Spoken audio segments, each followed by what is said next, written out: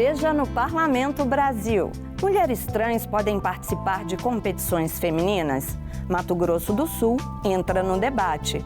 Já ouviu falar em bullying? Não? A Câmara Municipal de São Paulo explica o que é. Camaçari garante matrícula em escola próxima de casa para estudantes com deficiência locomotora. A Assembleia do Paraná adere ao Pacto Nacional pela Conscientização Vacinal. De maneira até delinquente, o movimento antivacina vem colocando diversas informações falsas que têm gerado dúvidas na população. Olá! Muito do que impacta a nossa vida é resultado do trabalho parlamentar. Seja bem-vinda, seja bem-vindo ao Parlamento Brasil. Aqui, sempre em parceria com as TVs legislativas, a gente conta para você os assuntos que mobilizam as casas de leis do país.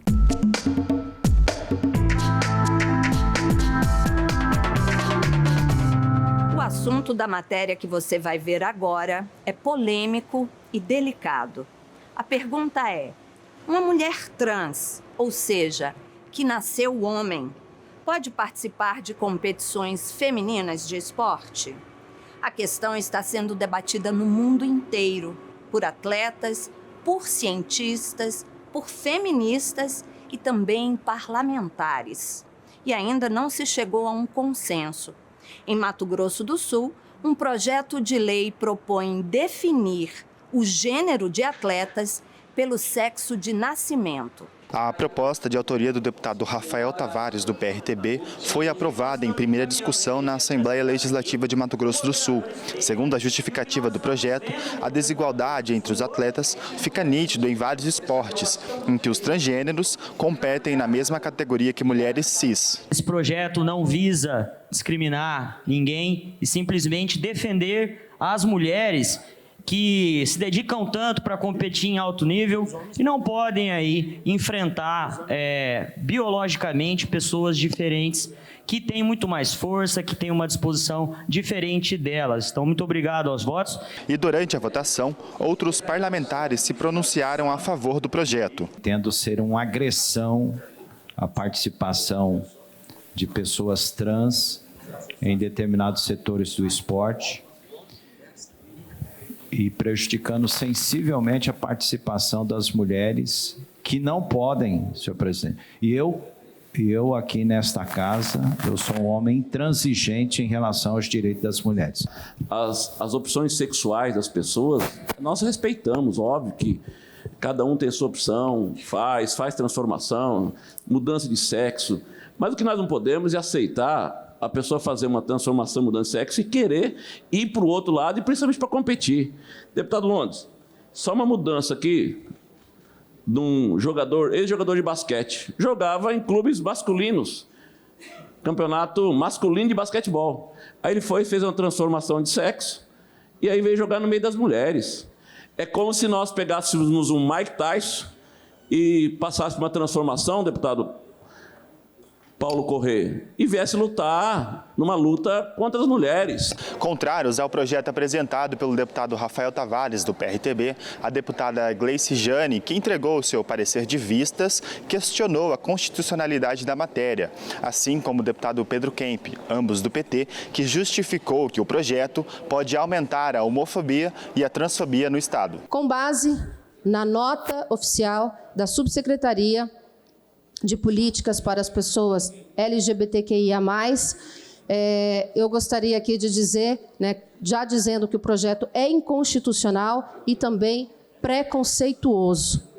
Então, com base nisso, eu já quero aqui adiantar o meu voto contrário a esse projeto e dizer que nesse espaço nós temos que lutar pela valorização das pessoas e para a promoção da igualdade entre as pessoas e não o contrário. No jornal Correio do Estado saiu uma matéria que a agressão contra a população LGBTQIA+, triplicaram os casos em Mato Grosso do Sul. Em apenas 3 meses, o Estado já registrou o mesmo número de agressões ocorridas nos 12 meses do ano passado. Foram 28 casos de agressão de homofobia, de transfobia registrados aqui no nosso estado. Então eu tenho receio que esse tipo de projeto contribui com o preconceito, a discriminação, e acho que deveria ficar a critério dos comitês desportivos a regulamentação da participação dessas pessoas nas modalidades esportivas. Câmara de Vereadores de São Paulo debate o bullying entre mulheres. O Amapá se preocupa com a escassez de camarão no estado. Camaçari garante matrícula para estudantes com deficiência em escolas próximas de casa. Veja o que foi notícia nas casas legislativas do país. O termo bullying é a junção das palavras woman, que significa mulher em inglês, e bullying, e pode ser traduzido como o assédio moral praticado de mulheres para mulheres, afetando a autoestima, confiança e a vida delas no geral. Esse foi o tema de uma palestra com a psicanalista Cacá Ribeiro, uma iniciativa da vereadora Sandra Tadeu. Nós temos uma minoria dessas mulheres dentro desses legislativos. Talvez isso seja uma questão. E agora nós vamos fazer aqui na casa, a gente vai combinar, de fazer treinamentos e trazer as mulheres da comunidade, grandes lideranças que tem ali, que fazem os trabalhos sociais ali para aquela comunidade, para também estar colocando isso para essas mulheres. E principalmente eu acho que a gente tem que fazer isso nas escolas.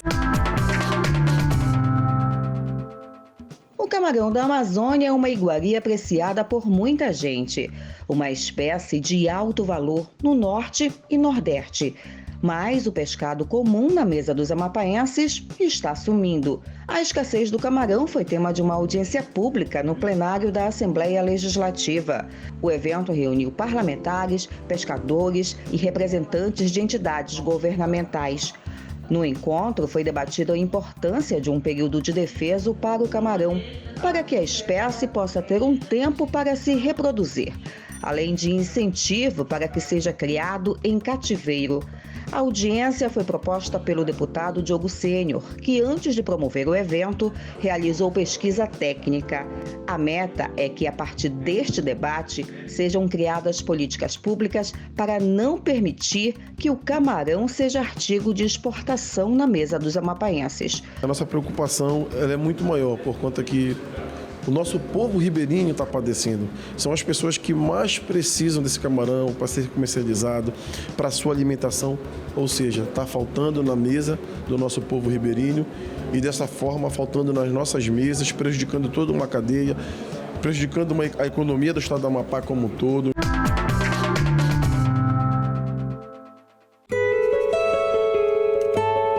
Rafael tem apenas 11 anos e quando nasceu, com a sua irmã gêmea, a mãe teve uma notícia que não esperava. Foi um pouquinho complicado, foi prematuro, de 7 meses, né? Vim descobrir o problema dele bem depois, quase 1 ano de idade. Ficaram no hospital por um bom tempo quando nasceu. E logo depois eu descobri o problema dele, paralisia cerebral.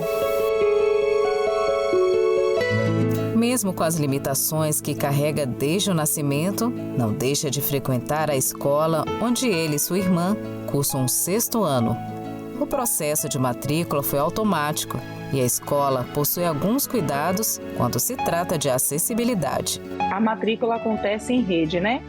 A rede inteira do município participa do processo de matrícula. Então, você pode entrar pelo site da pré-matrícula, que é o Mais Educação, ou você pode fazer a matrícula presencialmente. Nós priorizamos a locomoção deles, né? Que eles tenham facilidade de ir e vir para onde eles puderem ir e quiserem ir. Querem ir para a sala, querem beber água, então a gente tem espaços que facilitam isso. A sala de aula do nosso aluno que é cadeirante fica embaixo, para que ele tenha uma maior habilidade de se locomover pela escola, vá para o auditório mais rápido, frequente a biblioteca que já fica na mesma área. Então, temos as rampas de acesso, tem a questão do acesso ao ônibus também, que o município tem o transporte municipal. E por falar nisso, recentemente sancionada, a Lei Municipal 1780 de 2023 assegura a matrícula para o aluno portador de deficiência locomotora em escolas próximas à residência. A lei ainda prioriza a adequação dos espaços físicos para o devido acolhimento. A matéria tramitou em 2022 na Casa Legislativa de Camaçari e foi aprovada por unanimidade pelos vereadores após 2 discussões e votação em plenário. Morador do bairro Limoeiro, Ravel já tem em mente que os estudos são prioridade para alcançar os seus objetivos quando crescer. E a matéria que ele mais gosta? Língua portuguesa. E me diga uma coisa, o que você pretende ser quando crescer? Policial, motorista de ônibus e até professor. Professor de quê? De língua portuguesa. E sua irmã é sua parceira nos estudos. Às vezes eu ajudo em conta de matemática, que ele não sabe muito. E ele me ajuda em conta de português, que eu não sei muito. Já a mãe não precisa nem dizer que tem orgulho dos filhos. Que ele pode tudo, basta ele querer. Então, que ele foque, estudo hoje é tudo que a gente tem. E abrir a mente e focar que ele pode tudo. Vai além.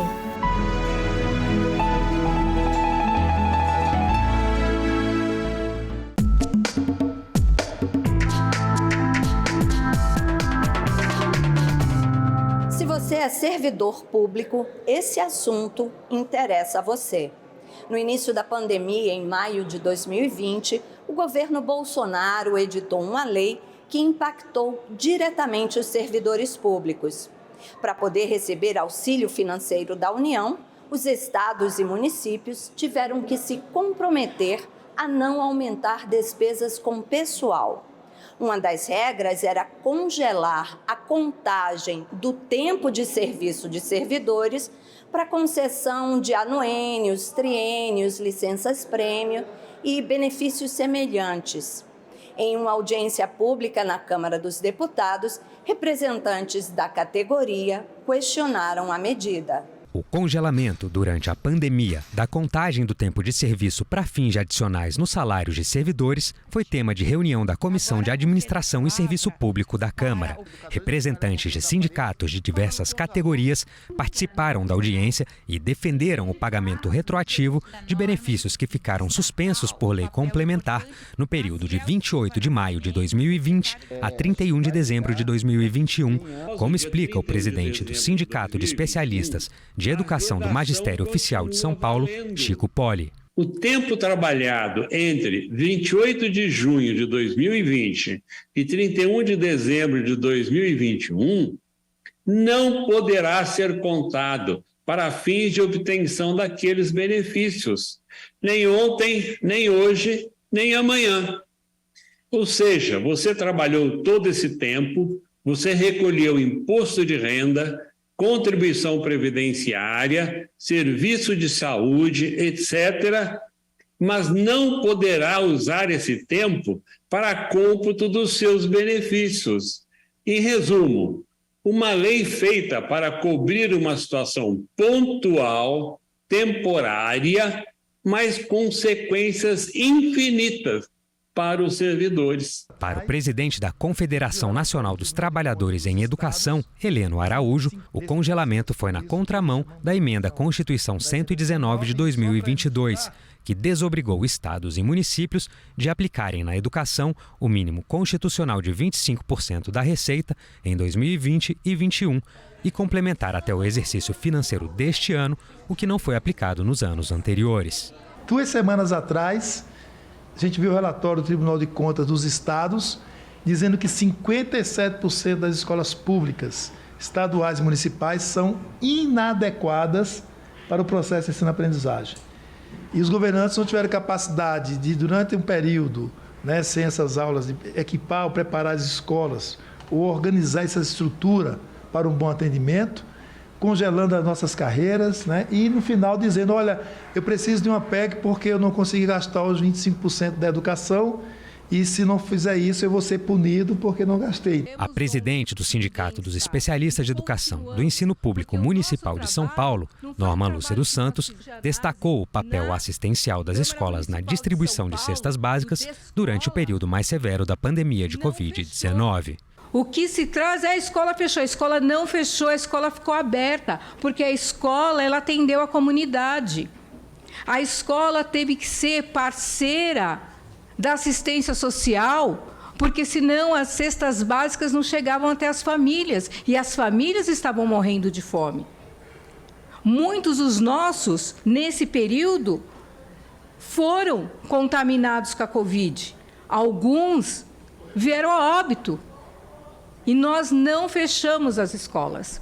Então, colocar que o funcionário público não trabalhou nesse período é mentira. Nós estivemos onde ninguém estava. Alberto Ledur, coordenador de assuntos parlamentares da Federação Nacional dos Trabalhadores dos Ministérios Públicos Estaduais, a FENAMP, contextualizou o congelamento como parte de uma estratégia de depreciação do serviço público pelo governo passado. Não é uma medida isolada, né? É uma medida que faz parte de um grande conjunto de ataques aos servidores públicos que partem desde a reforma da Previdência Federal. Nós tivemos reformas da Previdência nos estados, reformas administrativas nos estados, regimes de recuperação fiscal em diversos estados também implementados, todos com o sentido de dar concretude àquela manifestação do ministro Paulo Guedes de colocar a granada no bolso dos servidores. O representante do Sindicep São Paulo, Maciel Silva Nascimento, relatou as dificuldades que trabalhadores da educação do maior município do país enfrentaram durante a pandemia. Nós tivemos o início da pandemia decretada em março, mas só em outubro, novembro é que as famílias conseguiram ter acesso a um cartão alimentação por parte do poder público. Isso quando chegavam ao destino. Outra empresa contratada para distribuir esses cartões e não chegavam. E lá estávamos nós, da educação, segurando todo esse trabalho, toda essa ausência do poder público nos territórios, sendo São Paulo essa enormidade que é. A representante da Associação dos Analistas Jurídicos do Ministério Público de São Paulo, Ana Sofia Pereira, ressaltou o aumento, durante a pandemia, da produtividade de órgãos do Poder Judiciário, como o Conselho Nacional de Justiça e o Conselho Nacional do Ministério Público. Com relação aos trabalhadores do Ministério Público, o que a gente pode garantir é que nós trabalhamos e trabalhamos muito o sistema de justiça como um todo. O CNJ e o CNMP chegaram a publicar matérias de que nós batemos recordes de produtividade durante a pandemia, nunca se trabalhou tanto. Então, não é justo que nós tenhamos esses direitos retirados. A deputada professora Luciene Cavalcante, que solicitou a realização da audiência pública, pontuou o recorte de gênero que se observa na legislação que congelou benefícios dos servidores. Lembrando que a grande maioria das servidoras são mulheres. Então, tem um recorte de gênero muito importante esse ataque, porque significa que para a gente ter os mesmos direitos que a gente sempre teve, a gente vai ter que trabalhar 2 anos a mais. Você conhece o Novembro Azul, não é mesmo? Pois bem, a Comissão de Assuntos Sociais do Senado aprovou um projeto que institui o Novembrinho Azul, uma campanha voltada para meninos que incentiva a vacinação contra o HPV. Para os homens, a prevenção do câncer de próstata. Para os meninos, a conscientização para a vacina contra o HPV, o vírus causador do câncer de pênis, garganta.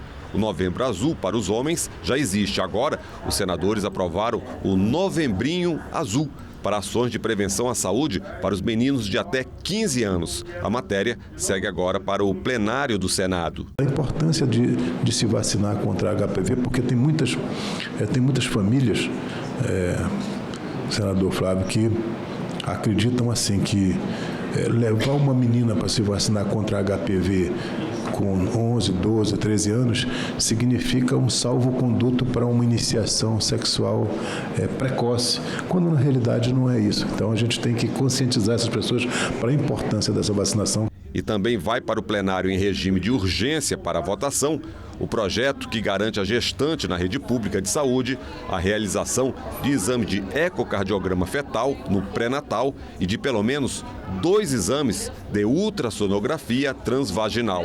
Ações que permitirão a identificação precoce e correção de eventuais anormalidades. São mais de 30 mil crianças que nascem por ano com cardiopatia e a ultrassonografia pode evitar mortes. Cada dia que se passa são mulheres que não têm acesso a um plano de saúde e que estão com dificuldade e não têm acesso a um exame tão importante quanto esse, que poderiam estar identificando possíveis doenças nos seus filhinhos que logo quando nascesse poderiam estar tratando e poderiam estar evitando problemas no futuro.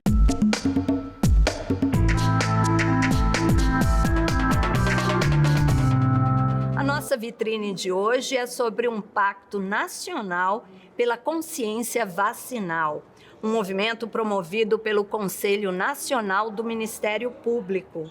O objetivo é conscientizar o brasileiro sobre a importância da vacinação e, de uma forma prática, aumentar o número de pessoas imunizadas. A Assembleia Legislativa do Paraná aderiu ao pacto. A Assembleia Legislativa do Paraná aderiu ao Pacto Nacional pela Consciência Vacinal. O documento foi assinado pela segunda secretária, deputada Maria Vitória, durante evento no Palácio Iguaçu, em Curitiba. O incentivo à vacinação deve ser fomentado cada dia mais e nós estamos aqui, como legislativo, fazendo a nossa parte. Sabemos que o governo do estado tem feito as campanhas, mas temos os índices aí reduzindo. Por isso, a preocupação do Ministério Público, do Conselho Nacional, estamos aqui para juntar, unirmos forças e fazer com que as pessoas possam priorizar a vacinação infantil. Também participaram representantes do Ministério Público, Tribunal de Justiça, Tribunal de Contas, Tribunal Regional Eleitoral, da Prefeitura de Curitiba e secretários de Estado. O Pacto Nacional pela Consciência Vacinal é uma ação do Conselho Nacional do Ministério Público por iniciativa da Comissão de Saúde. A ação foi lançada em novembro do ano passado com o objetivo de conscientizar a população sobre a importância da vacinação prevista no Plano Nacional de Imunização para a prevenção de doenças. A imunização do Plano Nacional de Imunização, que foi um belo projeto criado no Brasil, com as principais vacinas, com as principais preocupações com as doenças mais sérias, nós tivemos um trabalho excelente ao longo dos anos e de repente nos vimos nessa situação. O que quer o Ministério Público brasileiro por meio dessa iniciativa? Conscientizar a população para que cada um cuide de si e assim possamos cuidar de todos. Essa é a nossa ideia. O governador do Paraná, Carlos Massa Ratinho Júnior, ressaltou o trabalho do governo para retomar os índices seguros de vacinação. Na última década, houve uma procura menor pelas pessoas, para se vacinar. Talvez a não preocupação por o fato de não ter, por exemplo, mais poliomielite, as pessoas acham que a doença não existe mais, mas ela continua existindo. E se não vacinar, lamentavelmente, nós vamos ter pessoas que vão ter sequelas. Então, isso tem que conscientizar a nova geração que está virando pai, que está virando mãe, que muitas vezes acha que essa doença foi erradicada ou que ela não existe mais. Então, ela foi erradicada justamente porque teve vacinação. Dados da Coordenação Geral do Programa Nacional de Imunizações da Secretaria de Vigilância de Saúde mostram que a cobertura vacinal contra a poliomielite era de 100% em seu público-alvo no ano de 2013, porém atingiu menos de 70% em 2021. A ciência, ela gerou vacinas. Ao longo dos últimos 47 anos, tivemos êxito no combate a diversas doenças, mas de alguns anos para cá, crescendo de maneira até delinquente, o movimento anti-vacina vem colocando diversas informações falsas que têm gerado dúvidas na população. Então, nós precisamos falar nas igrejas, nós precisamos falar nos clubes de mães, nós precisamos falar nas associações de moradores, levar a informação correta de que ao longo do tempo erradicamos a poliomielite, erradicamos por muito tempo o sarampo, a varíola, e hoje nós estamos correndo o risco de ter o retorno dessas doenças. As vacinas recomendadas pela Organização Mundial de Saúde são de graça. Ao todo, são mais de 20 vacinas com recomendações e orientações específicas. Recentemente, o país incluiu em seu calendário a imunização contra a Covid-19. Para a deputada estadual Márcio Sulac, ainda é preciso trabalhar para combater as notícias falsas, aumentar o acesso a informações de qualidade e melhorar a logística de distribuição e aplicação de vacinas. Nós temos que melhorar a logística do Ministério da Saúde, já fiz uma recomendação, não dá para vir em frasco de 20 doses, tem que vir em unidose ou no máximo 5 doses, porque isso também limita muito, porque o gestor fica na dificuldade de operar essa logística, e as campanhas, e as fake news. As redes sociais, infelizmente, contribuíram muito para disseminar as fake news. Ainda hoje, tem gente que não tomou vacina da Covid, por exemplo, dizendo que faz mal. O que mais faz mal é a doença Covid. A doença deixa sequelas gravíssimas nas pessoas. E é isso que a gente precisa desmistificar. Agora, esse evento, para mim, me enche meu coração de alegria, porque vacina é vida, é proteção, é esperança, é saúde. E aí, tá todo mundo com a vacina em dia? Eu tô e a minha família também. Se você ainda não foi se vacinar, vai lá, é rapidinho. Você se protege e protege a comunidade. E o Parlamento Brasil fica por aqui.